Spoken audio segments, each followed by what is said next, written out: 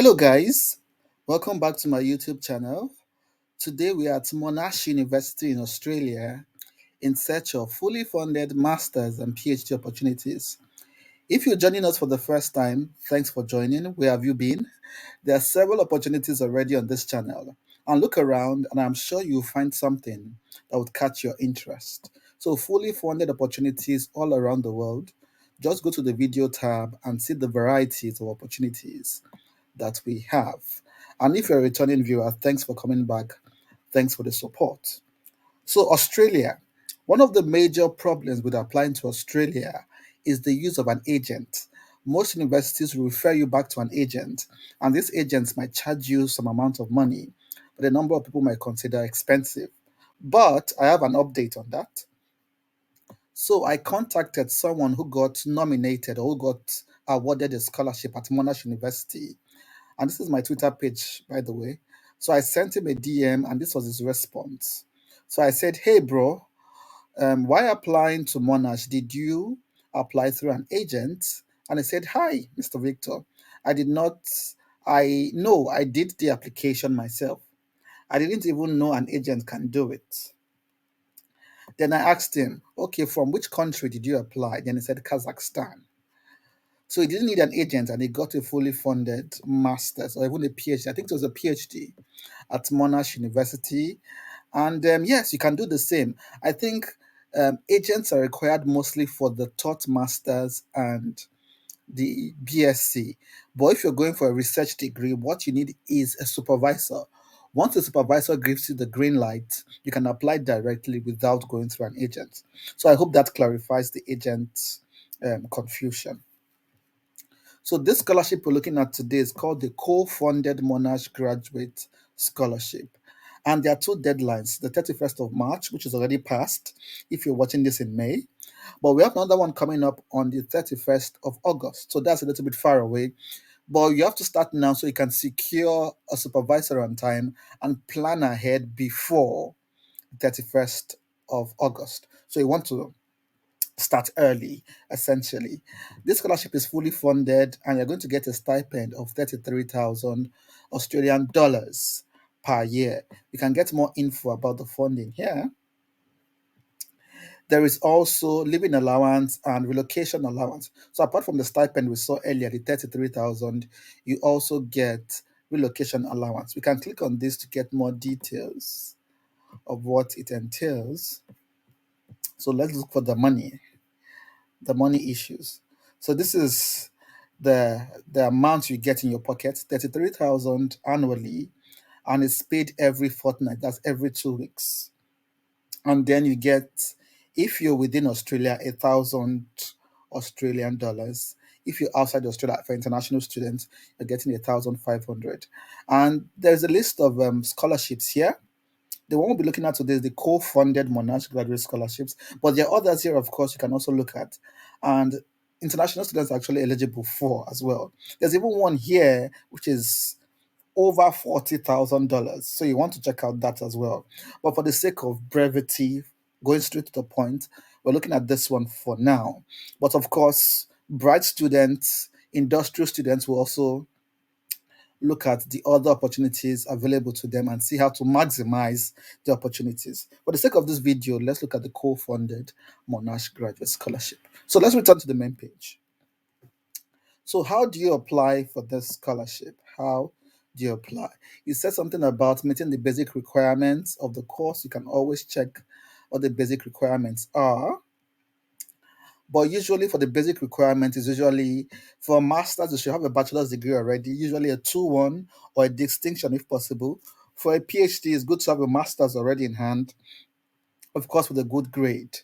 And for this scholarship, you also need to have the English proficiency test or have studied in an English majority country. So I've opened the English language tab already, this one here. And there's good news. This is the page. There is good news. There are a number of exemptions. So those who studied in the English language will not have to present any English language certificate. And I can see my country here already. That is Nigeria.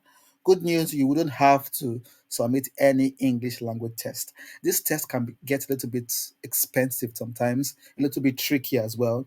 So it's a good thing that you don't have to write them. So it's good news. It save you money, to save you time. So let's move on. Where were we? We are the yes, how to apply. Now, to also apply for the scholarship, you have to submit what they call an expression of interest form. Expression of interest form means you try to find a supervisor, give the supervisor your background, and tell the supervisor your research interest. And you make sure, as much as possible, that that supervisor's area of interest align with yours. So there's an overlap. So if you intend to do something in environment, for instance, make sure the supervisor is a specialist in environment as well, unless there'll be a mismatch in your interest. So we'll come back to this a little bit. Let's run down the basic application procedure. So to apply for this scholarship, there is no like a special application form. You just have to apply normally for a course. So if you're applying for a master's by research, you will just go to your department and apply. Or if you are applying for a PhD, you just move there to your department and apply. And you're considered automatically, as you can see here, automatically considered for this graduate research scholarships. So remember, it's graduate research scholarships, meaning it's a master's by research and not taught masters. There's a distinction between a taught master's and a master's by research or a PhD. A master's by research means you're coming here to do almost like a mini PhD. It means that you'll be assessed mostly on the research you're coming to do. You might take classes here and there, but it is research heavy as opposed to a taught master's. And as I said in the intro, you might require an agent to apply for a taught master's, but for a research master's, it's just between you and your supervisor. Of course, I've told you about the deadline already. 31st of August is the one we're looking towards. The 31st of March deadline is already closed. If you make this deadline, it means you're ready to resume in January, early next year. So, how do you apply? I've said it already, expression of interest form. And we'll be going back to that page. Remember how we got there? We clicked on the applications requirement and selections requirement, and it took us to this page. So, expression of interest form, and look at the different departments. It says here that different departments might have their own different formats of contacting supervisors, of writing their expression of interest forms. So, we're looking at the engineering department as an example. So, quickly, the engineering department. And for the engineering department, it just wants you to have these things, these are look at the basic requirements for the engineering department, and they want you to have a good ranking from a ranked university. It also wants you to have publication actually. They also require publication for this department. It might be different for others departments, so just check. They also want you to have sufficient English language skills and have a good score in general. So just be a good student. Then find a supervisor.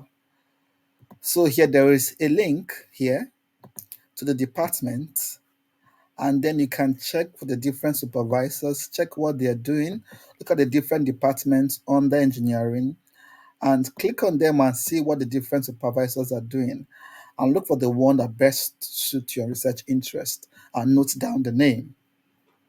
And then when you note down the name, it's now a good time to submit the expression of interest form and put in your basic details. If you do that on time and you get approved, then you're invited to submit an application. So it is the supervisor that informs you or that invites you to apply, to put in an application after he or she has considered your expression of interest form. So if your form is intact, up to date with all the required information, then you're invited to apply. You cannot just jump into application. Remember, if you jump into application, your application might just be rejected or you'll be sent back to an agent. A number of people come to tell me that, oh, you said we do not need an agent. When I go to apply, they send me back to an agent. It's often the case that you did not follow the instruction because they've noticed that you didn't go through a supervisor, you didn't follow the instruction. They said, okay, I think we should just send this one to an agent. Let the agent swallow his money, something like that. So pay attention to instructions, please. So go to a supervisor, send their expression of interest form. then get the green light before you then eventually apply. So I've just opened one of the expression of interest forms, the one I got from this engineering page, and this is it here. And I filled in quick details about myself. It's just like a Google form. And then I chose here that my country has been approved for as one of the English speaking countries. So I did that and I clicked on next. And he asked, "Oh, what country are you from? Are you sure your country has been exempted?" And I said, "Yes." And look at the list of countries exempted from presenting the English language test. And Nigeria is there. So I chose Nigeria. So do not lie. If you say, yes, your country has been exempted, but your country is not on this list, then it's a problem, right? But Nigeria is there. So good luck to me. Then it's asking now the different subfields in the engineering department. Like I showed you, remember the supervisors had the tab on supervisors had like different subfields. And I think this is the tab we saw of the different subfields in engineering. So it expects you that you've done your basic research, your background research, and now you found the name of the supervisor. So it's now asking which subfield did you choose? And for the sake of an example, I said civil engineering. And next, and civil engineering, there are now different names of supervisors and say, oh, these are the people working in civil engineering. Choose one. And I chose this name randomly. Of course, yours shouldn't be random. Yours should be based on research. And now it is asking, where did I do my bachelor's? What's the name of my, where's the country, the name of the university, what year, the basic details about you. And it also wants you to attach a copy of your bachelor's degree. Of course, you do all that and say yes. And then it asks you about your GPA. Is it over 10, over 5, over 4, percentage? What kind of GPA do you have, depending on your university? And then you can go next. And then you can also check, do you have a master's degree? If no, that's fine. And he is asking for a master's transcript. If you do not have a master's transcript, it says attach a document saying you do not have a master's transcript or you've not done a master's program before. Of course, you can also go, it's also asking about publication or chapters or journals. Here, if you don't have a publication, you can add your like a conference paper, your dissertation, a book chapter, or something you've written for assessment, for something academic, I think would be good enough. And then I think it will ask you for the kind of document, the name, the date, and all those kinds of things. So it is clear, just follow the instructions. You can see it is quite simple to follow. And this is, of course, for just the engineering department. Check for your own department and see what is obtainable. Check for your own departments and see what is attainable. And also keep an eye on the deadline. So these are the different departments and faculties. So check for yours, and make sure you make it on time. Do not wait till August, as I said. Remember, you have to write the expression of interest form. Try to get a supervisor as soon as possible so you can start applying now, as a matter of fact. So I hope this was useful. It's a fully funded Masters by Research and PhD scholarships at the University of Monash in Australia. And as I said, you do not need an agent. So I've talked to previous awardee. He was given the scholarship just earlier this year, and he didn't need an agent. Look at the conversation we had, by the way, in case you need evidence. And for this university as well, I also showed you that there are different kinds of funding. That apart from this co-funded Monash graduate scholarships, there are different kinds. So just go to the living expenses page, and then you see the different kinds. You have the RTP, you have the Monash graduate scholarship. I think this was the one he got. Then you have this co-funded one for international students. This is the one we're looking at, and other ones as well. And even this one worth 40,000 Canadian, or Australian rather, Australian um, Australian dollars. So that is it, guys. It's open for you, open for international students. In case you're not sure, it is written here. So just follow the instructions and you'll be fine. And in case you have questions, put them in the comment section. But remember that you should do your research. Do not ask questions that have already been covered or questions that should be asked directly to the institution. So discern and know when to do your own research and which questions you're meant to ask. Because the question you ask sometimes might review that you've not done your background research, might review your ignorance. So please do your due diligence and get abreast of the application procedure. So that's it, guys. I hope this was useful.